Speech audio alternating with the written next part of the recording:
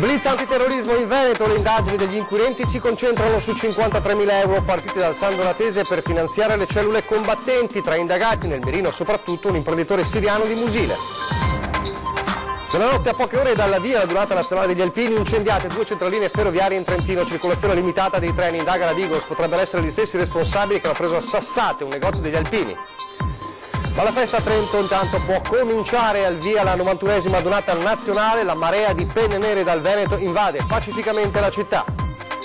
Governo Lega Movimento 5 Stelle, mentre emerge l'ipotesi di un patto al ballottaggio per le amministrative. Ieri sera 20:10 i timori del segretario regionale Darè sul programma, entrambi dovranno cedere su qualcosa.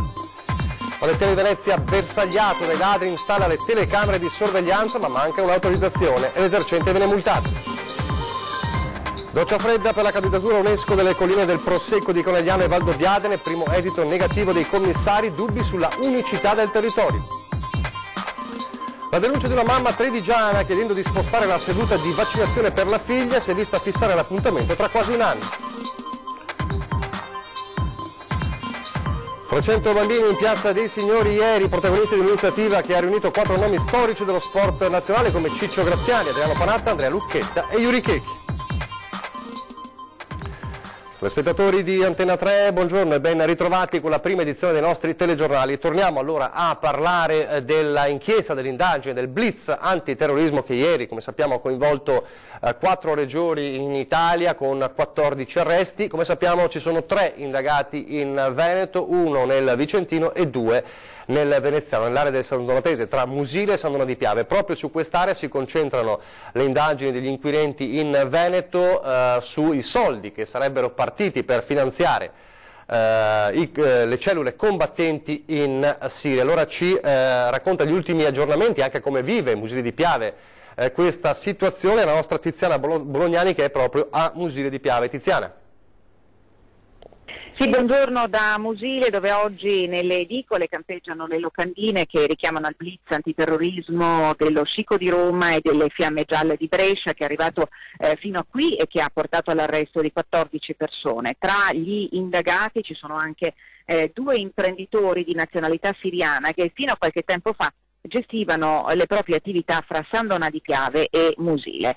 Qui a Musile la gente si dice sorpresa e preoccupata, tanto più perché questa operazione, questo blitz antiterrorismo riguarda all'avvito una piccola località che nulla vuole avere a che fare con il terrorismo. Il sindaco di Musile, Silvia Susanna, oggi impegnata a San Donà per le cerimonie del raduno dei bersaglieri, dice di non avere informazioni sulla vicenda che ha sorpreso tutta l'amministrazione comunale. In città, con tutta evidenza, si ignora l'identità dell'imprenditore che potrebbe essersi trasferito nei mesi scorsi dopo la chiusura della sua azienda che era attiva nel settore edile. Da Musile è tutto per il momento, gli aggiornamenti questa sera. A voi.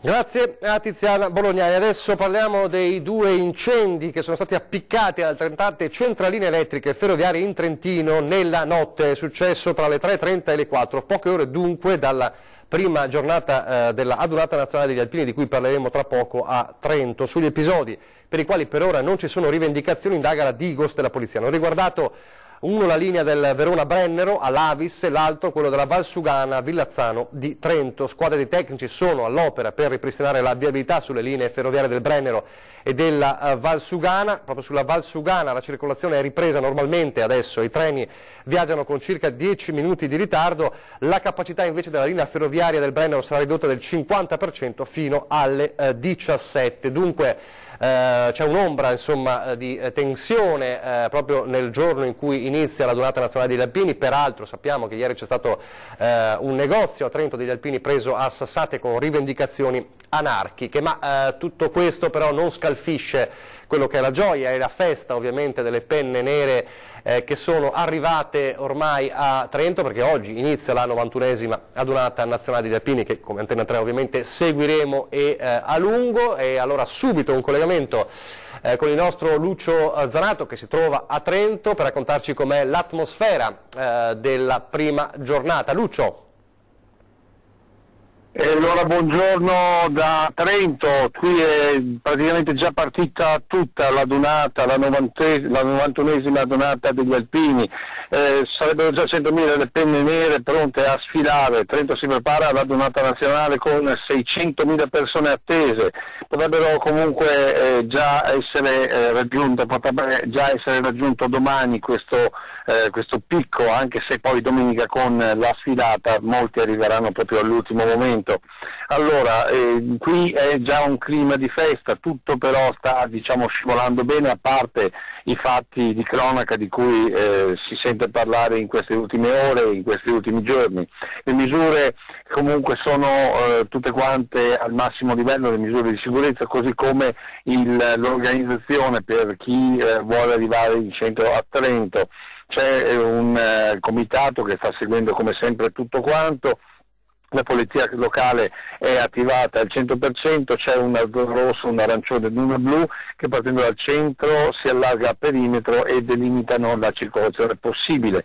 Dicevamo appunto che sono 600.000 le persone che sono attese fino a domenica con il clou, evidentemente domenica con la sfilata, dove dovrebbero addirittura sfilare oltre 100.000 penne nere a fronte degli 80.000 che sono sfilati a Treviso l'anno scorso. Va ricordato insomma che tutto sta procedendo in clima di festa, che gli accampamenti sono già attivi, che insomma il raduno tra Vecchie e Bocce è in questo rito che possiamo definire il rito della donata nazionale, si sta ripetendo come di consueto nel massimo della fraternità. Ci sono tante le iniziative che si stanno proponendo nel corso della giornata di oggi e di domani e quindi noi ve ne renderemo noto, ne renderemo conto nel corso dei collegamenti che faremo questa sera nel corso dei telegiornali. Per il momento da Trento è tutto, lì nello studio. Grazie Lucio Zanotti, ha fatto bene anche a ricordare i collegamenti di questa sera che faremo nei nostri telegiornali appunto per vivere dal vivo l'emozione della festa degli alpini. Adesso parliamo della politica, parliamo del costruendo governo Movimento 5 Stelle Lega. Questa mattina in secondo faccia a faccia tra Salvini e Di Maio, assicurano i protagonisti, c'è un'ampia convergenza sul programma e mentre c'è anche un'ipotesi ventilata, più ventilata dalla Lega Nord che dal Movimento 5 Stelle a dire il vero, di un eventuale patto per il ballottaggi alle elezioni amministrative. Il Movimento 5 Stelle però ha già subito stoppato le velleità del Carroccio, staremo a vedere. Il segretario regionale D'Arè, Gian Antonio D'Arè, ieri sera era a 20:10 e ha puntato l'attenzione sulla difficoltà di riuscire in questi giorni, la difficoltà è quella di trovare una convergenza proprio sui temi del programma, e poi ha parlato anche di quello che secondo lui sarebbe il candidato premier migliore, trovando un terzo nome, cioè Giorgetti. Sentiamo le parole di D'Arè ieri sera. Credo di no, non credo sia questo l'ostacolo, credo che l'ostacolo maggiore sia la condivisione di un programma comune fatto dopo le elezioni. Dovranno cedere tutti e due, quindi tutti e due dovranno rinunciare a qualcosa per fare un programma condiviso che viene fatto dopo le elezioni e quindi sicuramente andrà a scontentare da una parte e dall'altra l'elettorato che ci ha votato. Quindi questa è anche un po' la preoccupazione. È chiaro che la preoccupazione maggiore sarebbe se non si fa il governo, quindi l'assunzione di responsabilità da parte di chi ha vinto le elezioni e non è riuscito a creare un esecutivo. Per la Lega io vedo molto bene Giorgetti, non credo che questo sia l'ostacolo, anche perché se pensiamo che la condivisione dei presidenti di Senato e di Camera è stata fatta grazie alla mediazione di Giorgetti, quindi è una persona riconosciuta, ma penso che chi magari sta in Parlamento abbia avuto il modo di lavorare, è sempre stato all'interno della Commissione economica, è una persona per bene, soprattutto è una persona di grande credibilità. Queste le parole di D'Arè. Adesso torniamo alla cronaca, o meglio a un paradosso. La cronaca c'entra in questo caso perché parliamo di un panettiere di Venezia che è bersagliato dai ladri, decide di mettere le telecamere di sicurezza, si dimentica evidentemente una autorizzazione e gli arriva una multa, quindi anche la beffa oltre al danno. Ci racconta questa storia la nostra Ilaria Marchiori da Venezia. Ilaria.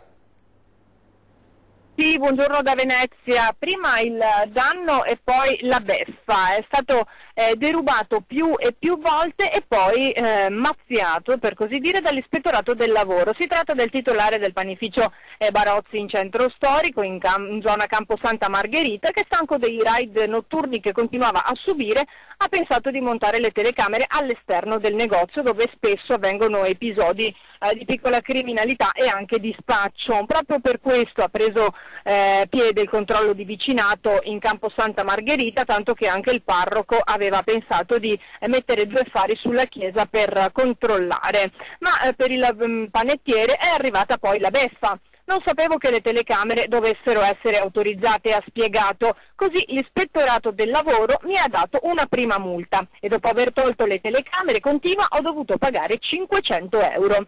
Non solo, un mese fa, racconta ancora Barozzi, quelli dell'ispettorato sono tornati contestandomi che erano rimasti dei cavi di cablaggio e l'altro giorno per questo mi è arrivata la lettera di segnalazione all'autorità giudiziaria. Assurdo, sono stato denunciato per aver cercato di difendermi dai ladri. Da Venezia è tutto, restituisco la linea allo studio. Grazie Ilaria Marchiori. Adesso a Padova era tra i membri giudicanti di un concorso vinto dalla sua compagna e per questo è finito nei guai un docente universitario. È stato iscritto nel registro degli indagati dal Tribunale di Padova un prof 70enne del Bo accusato di abuso di ufficio e falso. Era tra i 3 membri di una commissione incaricata di selezionare un professore associato di medicina, dicembre 2016. Il professore dichiara, come gli altri, di non trovarsi in posizione incompatibile nei confronti dei candidati.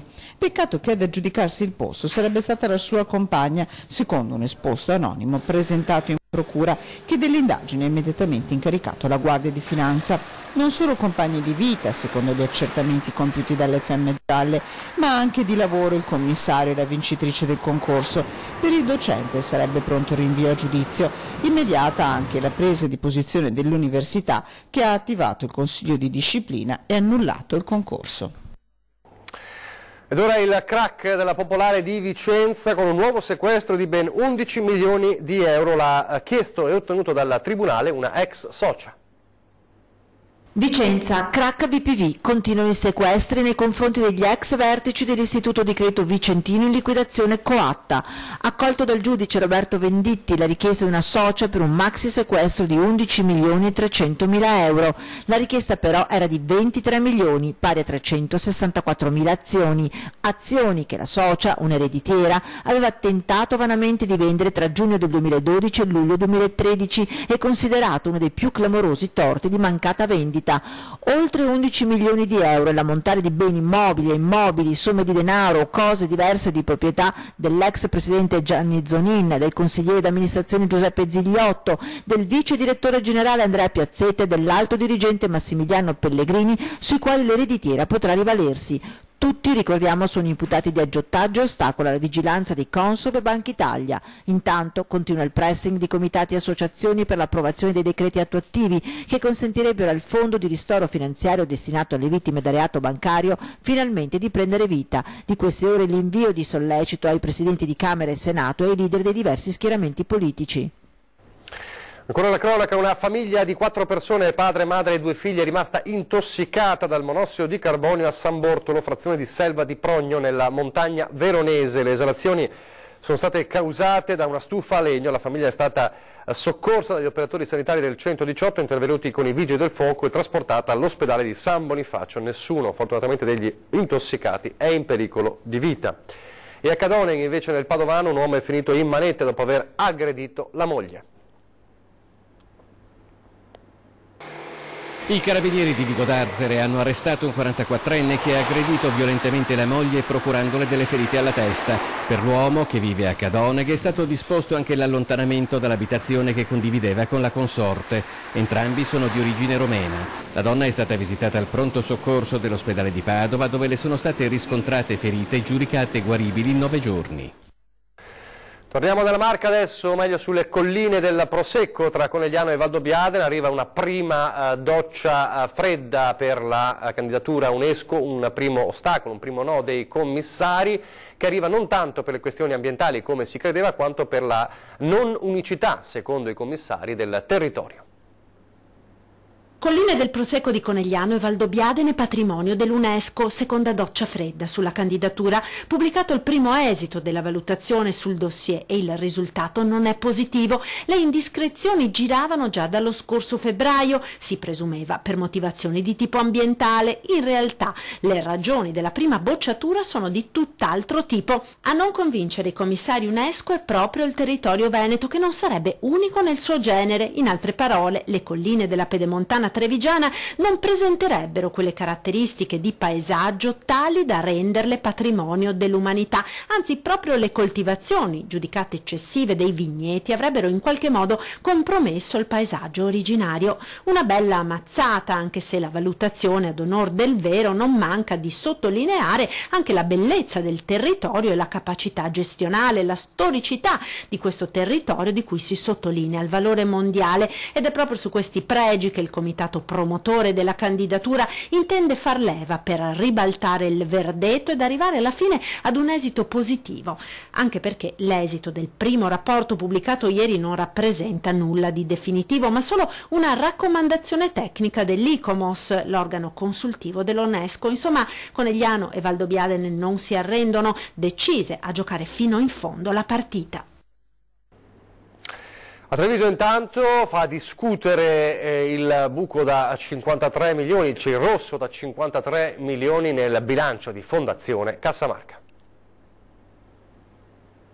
Guardate bene queste immagini, rimarranno nella storia trevigiana come primo segno del cambiamento in Fondazione Cassamarca. Per la prima volta infatti i consigli di amministrazione e di indirizzo sono riuniti assieme davanti alla stampa, ma soprattutto per la prima volta manca il presidente Dino De Poli. E sarebbe già una notizia se in realtà la vera notizia di oggi da Caspineda non fosse il ricalcolo di bilancio, con i conti nuovamente tirati che hanno dato un inesorabile rosso di oltre 53 milioni di euro. Certo, a fronte di un patrimonio complessivo e soprattutto reale di oltre 308 milioni, ma comunque segno di una febbre alta per le storiche casse dell'ex cassaforte dei trevigiani.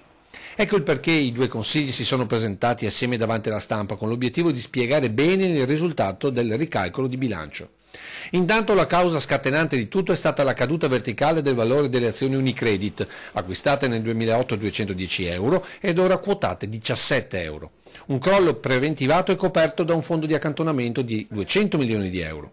Fin qui tutto bene dunque, se non fosse che a seguito dei titoli si è dovuto ricalcolare anche il valore degli immobili, dalla Piani al Teatro da Ponte, solo per fare degli esempi. Abbiamo scoperto che alcuni valori sono inferiori a quelli che avevamo segnati in carico e allora abbiamo dovuto provvedere a svalutarli. Niente fondo di accantonamento per gli immobili ed ecco il profondo rosso imprevisto. E allora cosa fare? Intanto garantire fino a fine di questo mandato, ovvero dicembre, gli impegni presi. Noi abbiamo già coperto per il 2018 anche i fondi che erano necessari per l'erogazione di quelle che sono le nostre attività, ovviamente relative all'università e relative ai teatri. Poi agire su tre strade. Affittare ciò che si dà in uso gratuito, chiedere sostegno alle altre istituzioni per le iniziative a beneficio della collettività e infine vendere tutto ciò che non è strategico. Un esempio, Teatro da Ponte Vittorio Veneto, valore reale a bilancio 11 milioni di euro, in uso gratuito al Comune. Potrebbe essere anche una cessione, in modo che dia anche l'opportunità sia al Comune di averlo in proprietà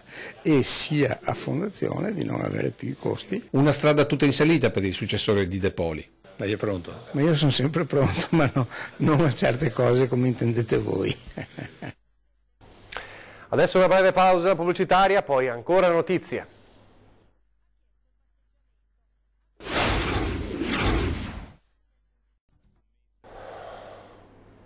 Rieccoci in studio in diretta alla prima edizione dei nostri telegiornali. Parliamo di vaccini con il caso di una mamma trevigiana che, chiedendo di spostare la seduta per la figlia, si è vista fissare l'appuntamento tra quasi un anno e allora ci ha chiamato.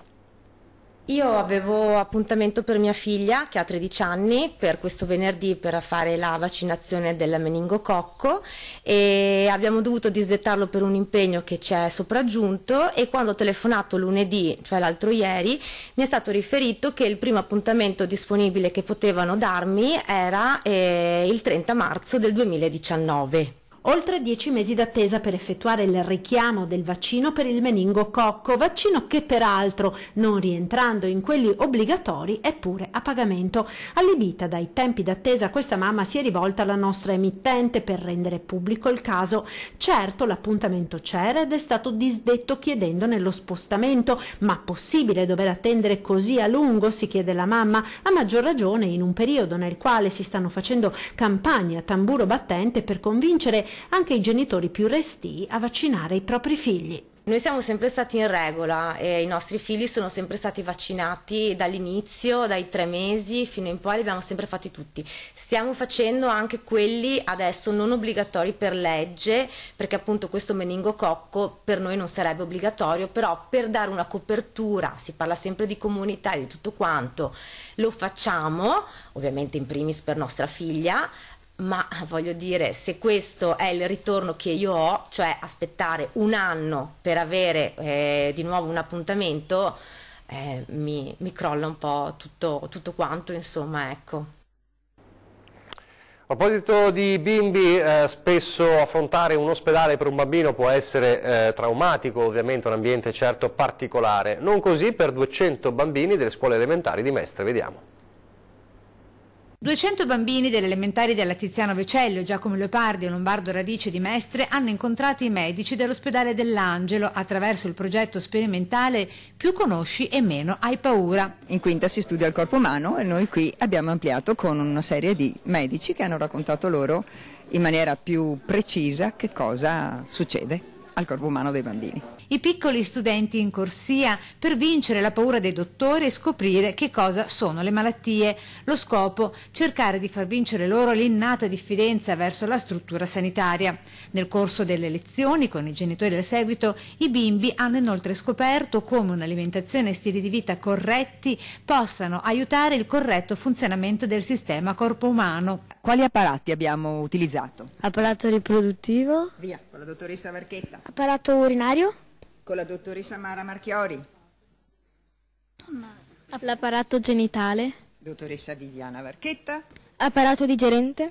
I piccoli studenti hanno anche appreso i primi importantissimi rudimenti dei metodi salvavita. Sono certo che avete imparato che un ospedale è un luogo di sofferenza, ma è soprattutto un luogo in cui si fanno cose grandi per curare le persone, ha sottolineato incontrandoli il direttore generale dell'ULSS 3 Serenissima, Giuseppe Dalben. È stato un progetto che ci ha dato molta soddisfazione e i bambini hanno potuto ampliare i loro argomenti di studio.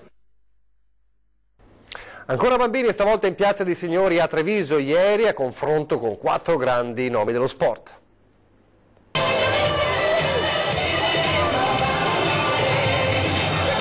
Non capita tutti i giorni di avere un allenatore di questa statura, né tantomeno praticare lo sport preferito nel salotto della tua città. Una vera festa per oltre 300 piccoli trevigiani che in Piazza dei Signori si sono cimentati in capriole, palleggi, rovesci, punizioni, guidati da 4 firme storiche dello sport italiano. Dalle tenniste in erba con Adriano Panatta al signore degli anelli Judy Chechi, fino ad arrivare al giocoliere del volley Andrea Lucchetta e ai campioni del pallone Ciccio Graziani.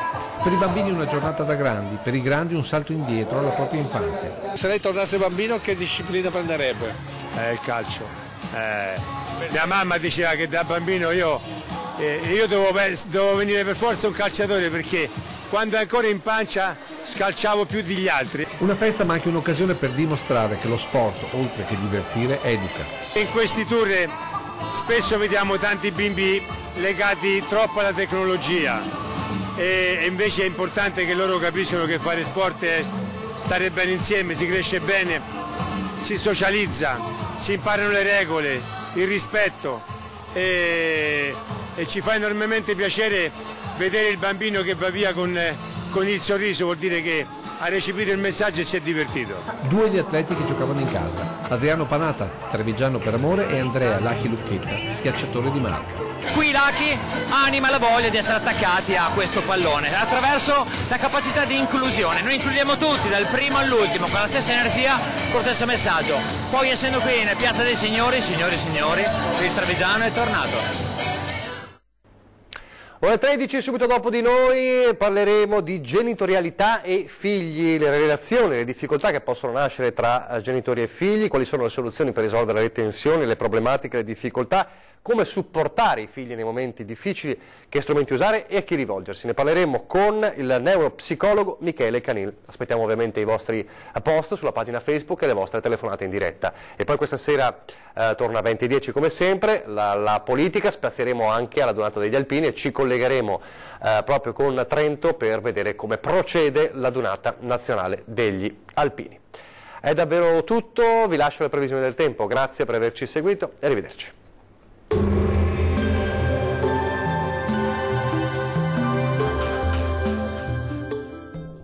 Imperdibile offerta da Fresco e Vario. Lunedì 14 e martedì 15 maggio sconto 20% su tutti i prodotti. Ben ritrovati al meteo. Sarà una giornata all'insegna della stabilità sulle nostre regioni. Vediamo il dettaglio. Sul Veneto sin dal mattino cielo irregolarmente nuvoloso e a tratti anche coperto. Dal pomeriggio qualche addensamento in più e anche qualche rovescio possibile sul Bellunese e inoltre sui settori occidentali della nostra regione. Temperature minime tra 13 e 16 gradi, valori massimi compresi invece tra 23 e 27 gradi. Tempo lievemente instabile sul Friuli Venezia Giulia, anche qui sarà più soleggiato al mattino, poi aumenteranno le nubi con qualche rovescio temporale che dai settori montuosi potrà estendersi fin verso le medio-basse pianure. Migliorerà ovunque entro la serata. Temperature minime tra 15 e 16 gradi, valori massimi gradevoli tra 24 e 27 gradi circa. Poche novità sul Trentino Alto Adige. Anche qui il tempo risulterà molto instabile con precipitazioni temporalesche sparse ma piuttosto frequenti, localmente anche moderate, specie sui settori meridionali della regione. Fenomeni in cessazione ovunque già entro la serata. Temperature minime tra 13 e 14 gradi, valori massimi compresi invece tra 24 e 25 gradi. Dal meteo per ora è tutto, arrivederci!